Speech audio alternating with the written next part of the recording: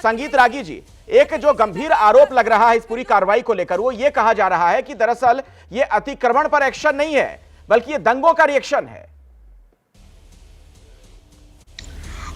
देखिए, मेरा मानना है कि जो परहेज इनको अतिक्रमण से नहीं था, परहेज इनको अतिक्रमण हटाने से है। और उससे भी ज्यादा, चूंकि वहां पर बहुसंख्यक मुस्लिम समाज के लोग हैं, उनके घर और अवैध कब्जे में की जमीन खाली कराई गई है, इसीलिए ये परवटन। आपको याद है चांदनी चौक, आपको याद लक्ष्मी नगर में भी अवैध कब्जे हटाए, जनकपुरी में भी हटाया गया, लेकिन किसी का सुना है आज तक? किसी पॉलिटिकल पार्टी के लोगों को वहां जाते हुए देखा है? नहीं, क्योंकि ये दंगों की जगह है। और वहां सरकार ने बिल्कुल ठीक कहा, आपके घर के सामने कोई अवैध रूप से कब्जा करके बसा ले और शराफत से रहे तो आदमी टॉलरेट भी करे, और वो कोई बांग्लादेशी और रोहिंग्या आकर के 5 वर्षों से वहां पर अवैध कब्जा करके रखे रहे और उसके बाद गुंडागर्दी भी करे, चोरी और सिनाजोरी भी, तो बिल्कुल तोड़ा जाना चाहिए। सारे उनकी जो भी जब अवैध कब्जे में जो कुछ भी बनाया गया है, चाहे वो पूजा स्थल ही क्यों नहीं, बिल्कुल बिल्कुल बिल्कुल अतिक्रमण कहीं भी हो तोड़ा जाना चाहिए। आप सही कह रहे हैं संगीत रागी जी, लेकिन ये जो शोभा यात्रा निकली, उसके बाद जो वहां पर माहौल बना हिंसा का, जो सारी चीजें हुई, उसके बाद क्यों तोड़ा गया? सवाल ये खड़े हो रहे, पहले ये कार्रवाई क्यों नहीं की गई? सवाल ये है कि टाइमिंग को आप ये मत कीजिए, इंपॉर्टेंट नहीं है। सवाल है कि उस दिन भी तोड़ा, बाकी लोगों से पूछा जाना चाहिए था कि उन्होंने बसने क्यों दिया। और मैं उसमें बीजेपी के लोग भी शामिल हैं, मैं उनसे भी पूछना चाहता हूं, भाई उनके कॉर्पोरेटर थे, उनके लोग थे, इस सारे, और दिल्ली पुलिस क्या कम जिम्मेदार है? कायदे से तो केस उनके खिलाफ भी होना चाहिए, जिन्होंने बांग्लादेश की। ठीक है, तो आप ही की कई बात से मैं एक सवाल पूछता हूं नुपुर आपसे, फिर बाकी लोगों के पास आता हूं। सवाल ये है, देखिए नुपुर, उनको बसने क्यों दिया गया? आज उन्हें हटाने की जो इस तरह से जरूरत पड़ी है, कौन है उसके लिए गुनहगार? अगर वहां अवैध तरीके से लोग बस गए, अगर बांग्लादेशी बस गए, रोहिंग्या बस गए, अगर जिस तरीके के आरोप लग रहे हैं, तो बसने क्यों दिया गया? मूल बुनियादी सवाल तो यह है। देखिए, सबसे पहली बात तो मैं कह दूं कि रोहिंग्यों का भारतवर्ष में आना और बसने का पूरा मामला इंदिरा गांधी जी के समय के से आ रहा है। डॉक्टर रागी, मैं बोल सकती हूँ या तो ये बोले? हाँ ठीक है, बोलिए नुपुर, बोलिए। हाँ, उनको बोल दीजिए, मैं बोल रही हूँ। देखिए, ये रोहिंग्याओं को गैर कानूनी तरीके से भारतवर्ष के अंदर सेटल करने का मामला तो 40 वर्ष पुराना है, ये आज का मामला नहीं है। इससे तो हमारे को you have to trace back the history of the Congress party, किस तरीके से बकायदा 2014 में दिसंबर के अंदर जस्टिस नारिमन की कोर्ट में यह तक निर्णय लिया गया कि सर्वोच्च न्यायालय आज बताएगी कि असम और बांग्लादेश के बीच में जो फेंसिंग चल रही है उसका सुपरविजन सर्वोच्च न्यायालय खुद बकायदा करेगा। तो आप लगा लीजिए कि इसमें तो कौन कौन पार्टीज इन्वॉल्व होंगी। तो two wrongs don't make a right. लेकिन हाँ, ये जो इनका जो आज संस्थाओं की बात हुई ना सर्वोच्च न्यायालय में, मैं उसकी थोड़ी बात करना चाहूंगी। आज सोलिसिटर जनरल साहब ने क्या कहा कि जिनके टूटे हैं, क्योंकि ये धर्म की बात कर रहे हैं, मुझे नहीं पता था रमन झा और गणेश गुप्ता जिनकी संपत्ति, जो अवैध संपत्ति, अवैध अतिक्रमण है, इनकी दुकानें गिराई गई है, ये मुसलमान धर्म से आते हैं, उस वर्ग से आते हैं, क्योंकि इन्होंने तो याचिका नहीं दाखिल करी है। हाँ, दिल्ली उच्च न्यायालय में पिछले बीते साल और उत्तराखंड में 2018 के अंदर बकायदा उच्च न्यायालयों ने यह जरूर निर्णय लिया है और डायरेक्शन और ऑर्डर दिए हैं कि अवैध अतिक्रमण को बखूबी जल्द से जल्द तोड़ा जाए। वही खारगोन के अंदर जो तोड़ा गया है, आज आंकड़े सामने आ गए। ये हिंदू मुस्लिम करना चाहते हैं तो अगर 26 मुसलमान संपत्तियों को गिराया गया, नहीं, हाँ ठीक है, 88 हिंदू। मैं आपकी बात समझ गया नुपुर, जो इसका आप जिक्र कर रही हैं, तुषार मेहता ने जो बात कही आज अदालत में, मुझे लगता है इसका जवाब आपको देना चाहिए वकार साहब। सैयद असीम वकार AIMIM के नेता हैं। आप लोग जो बार बार एक धर्म विशेष के चश्मे से देख रहे हैं कि सिर्फ एक धर्म, खास धर्म के लोगों के खिलाफ कार्रवाई की गई है, नुपुर आंकड़े रख रही हैं और इसी बात का जिक्र तुषार मेहता ने भी अदालत में किया कि खरगोन में भी जो कार्रवाई हुई, 88 हिंदुओं की प्रॉपर्टी जब्त की गई है, वहां पर कार्रवाई की गई।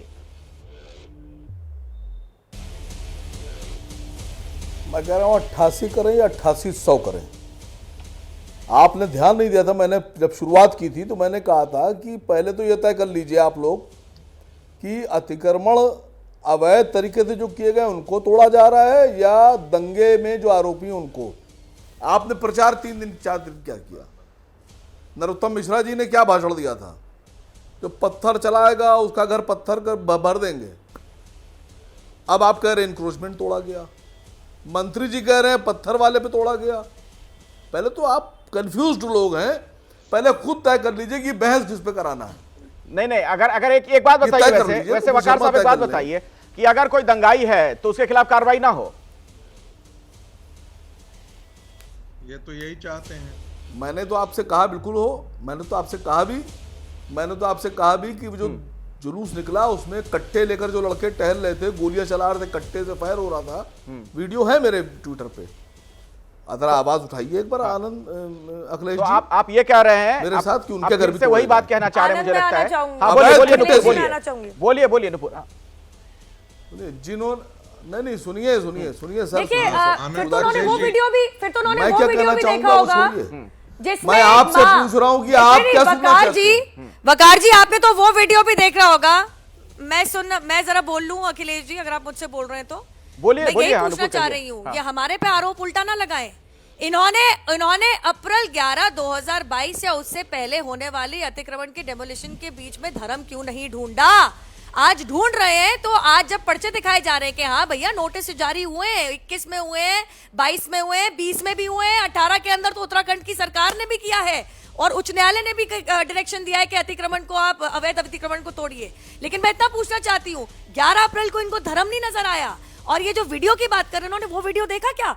वो मुसलमान महिला का जो अपने 2 बहुत ही जवान लड़कों से कह रही है कि उठाओ बंदूक, धर्म की रक्षा करो, या सोनू चिकना और समीर चिकना की मां, समीर चिकना कौन है? हिस्ट्री शीटर है, जो बकायदा ऑन रिकॉर्ड आके कहती है कि धर्म को बचाने के लिए अगर मेरे बच्चों ने पिस्तौल उठाई, बंदूक उठाई तो बिल्कुल सही किया। या फिर इनका जो ये दिल नहीं पसीजता कि 9 में से जिनको 9 लोगों को चोट आई है, 8 तो पुलिसकर्मी है। मेधालाल वो सब इंस्पेक्टर जिनकी हाथ में गोली चलाई, ये 5 मुसलमान युवाओं ने इन लोगों को लेकर दिल क्यों नहीं पसीजता आपका वकार जी? बकायदा बंदूक उठाई, जिनके ऊपर कह रही है कि उन लोगों को लेकर दिल क्यों नहीं पसीजता है आपका? दिल नहीं पसीजा मेधालाल के लिए। बोलिए वकार जी। नहीं, जवाब ले लीजिएगा सर मेरा। देखिए, एक बार भी हम लोगों ने या हमारी पार्टी से किसी ने या मैंने खुद ये नहीं कहा कि जिन लोगों ने सोनू चिकना या कोई भी हो जिसने गोली चलाई हो उस पर कार्रवाई ना कीजिए। मैं कब कह रहा हूँ? लेकिन मैं नुपुर शर्मा से पूछ रहा हूँ कि वो नाबालिग बच्चों के हाथ में जो कट्टा थमाया आप लोगों ने, उनसे फायर कराया, तलवारें उनको दी, आप लोग ये बताइए कि उनको बच्चों को डॉक्टर इंजीनियर बनाना था, एस्ट्रोनॉट बनाना था, आप लोग उनके हाथ में कट्टा थमा रहे हैं। आपके घर का कोई था उसमें? आप अपने किसी बच्चे को देंगी कट्टा कि जाओ तलवार पकड़ो, एक हाथ में कट्टा पकड़ो, जाओ चलाओ? बोलिए, आप कराएंगे जवाब दीजिए बच्चे से ऐसे धर्म की रक्षा? ठीक है, फिर उसके बाद मैं एलन राव साहब के पास जाऊंगा, बहुत देर से बात नहीं हो पाई उनसे। अनुपुर जल्दी नहीं, देखिए वाह, नहीं वाह अखिलेश जी मैं ताली बजाऊंगी।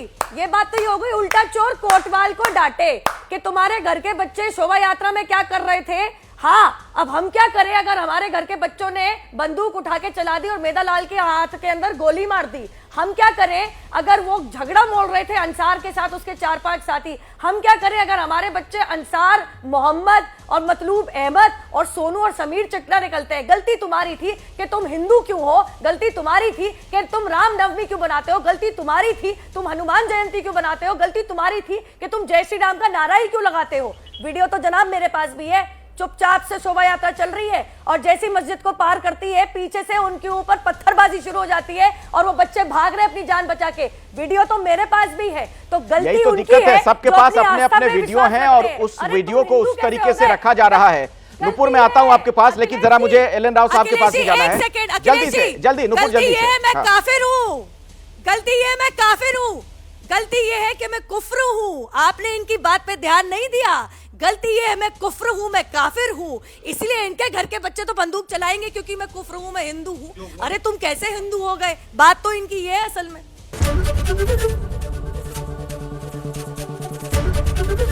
एबीपी न्यूज आपको रखे आगे।